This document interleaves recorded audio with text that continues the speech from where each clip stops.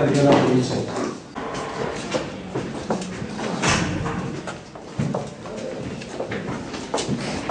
Bir 707 sokakta cereyan her gün, her saat, her dakika atıyor.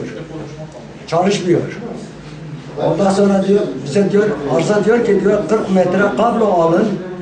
40 metre kablo, siyah kablo, kalın kablo bağlayın, öyle olmaz. Daha öyle olamaz. Biz geldik burada müracaat ediyoruz. Eğer desin ki biz para vermiyoruz, yani elektrik kurumu para vermezse biz veririz, o kabloyu da biz alacağız. O yok diyorsa, gelsin yapsın kardeşim. Biz para ödüyoruz, biz para veriyoruz. Biz bedava kullanmıyoruz, paramızı veriyoruz. Ay başında 120 milyon, 80 milyon, 90 milyon cereyan parası ödüyorum. Her akşam, her gün karanlıktan kalıyorum. Sebebi nedir?